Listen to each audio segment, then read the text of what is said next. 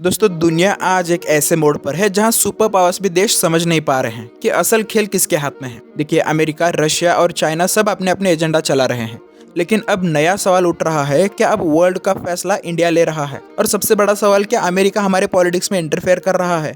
चलिए figure out करते हैं इस वीडियो में। नमस्कार दोस्तों, मैं घोड़के कमल स्वागत करता हूँ।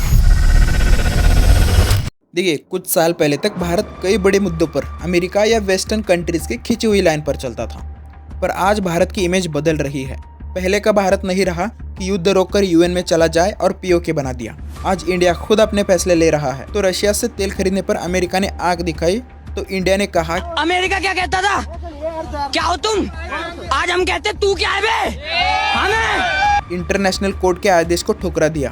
क्यों? क्योंकि वो हमारे राष्ट्रीय हित के खिलाफ था। इवन इंडिया पे 50% टैरिफ लगाया, तभी भी झुका नहीं। मतलब डिपेंडेंसी खत्म हो चुकी है और सेल्फ डिसीजन शुरू हो चुका है। अब देखना यह है कि ये सेल्फ डिसीजन कहाँ तक ले जाता है। क्या ये डिसीजन भारत के लिए फायदेमंद होगा या नुकसानदायक। देखिए ट्रम्प के पास एक और हथियार है और उसका नाम है टैरिफ। और देखिए टैरिफ के जरिए ट्रम्प किसी भी देश को थ्रेटन करने में सक्सेसफुल रहा है। तो देखिए गौर कीजिए कि इस बात पर कि अलास्का एक टाइम पर रशिया का पार्ट हुआ करता था, पर 1867 में यूएसए को बेच दी। देखिए 16 अगस्त को रशिया और अमेरिका की ऑफिशियल मीटिंग हो चुकी है, पर इस मीटिंग में यूक्रेन वॉर पर कोई भी हल नहीं निकला। अब देखना पड़ेगा कि as America said India for a tariff, India पर टैरिफ लगेगा। तो इस पर इंडिया की क्या प्रतिक्रिया होगी, इंडिया की क्या मूव होगी, वो आने वाला कल ही बताएगा। तो मुझे ये पूछना है कि इंडिया ही क्यों। आखिर देखिए रशिया से चाइना भी तेल खरीदता है, पर चाइना पे क्यों नहीं। तो सोचिए अगर दो सुपर पावर्स मिलकर इस वॉर को नहीं रोक पा रहे हैं, तो क्या अब वर्ल्ड का फैसला इंडिया ले रहा है। क्योंकि आज की डेट में भारत ही वो देश है जिसके साथ दोनों देशों की डील चल रही है। अगर चाहे तो दोनों मिलकर युद्ध को रोक सकते हैं, पर ये लड़ाई हथियार बेचने की है और दबदबा बनाए रखने की है। सो इंडिया इसमें मीडिएटर बन चुका है। और दोस्तों इंडिया और चाइना और रशिया की यही नीति रही है कि कैसे भी करके अमेरिकी डॉलर को डी-डॉलराइजेशन करना है। तो देखिए इसी बीच इंडिया ने अपनी चालें तेज कर दी है। आने वाले प्रॉब्लम से डील करने के लिए हलचल शुरू हो चुकी है। चाइना का विदेश मंत्री भारत विजिट पर 18 अगस्त को आने वाला है।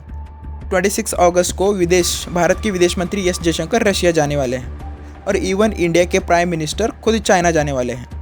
अब आते हैं अपने मेन मुद्दे की ओर कि अमेरिका इंडिया की पॉलिटिक्स में इंटरफेयर कर रहा है। अमेरिका का ट्रैक रिकॉर्ड रहा है कि पिछले कई सालों में पॉलिटिक्स में इंटरफेयर कर रिजिम चेंज करवाने का काम किया है। जब अमेरिका को लगता है कि कोई देश उसके कंट्रोल से निकल रहा है, तो वो दो काम करता है। पहला है आर्थिक दबाव, यानी टैरिफ और सैंक्शन लगाकर उसे उस देश के आर्थिक इकोनॉमी को डेड कर देता है। और दूसरा है इंटरनल पॉलिटिक्स में इंटरफेयर। तो देखिए इंटरनल पॉलिटिक्स में इंटरफेयर कर रिजिम चेंज करवा देता है या तख्ता पलट कर देता है।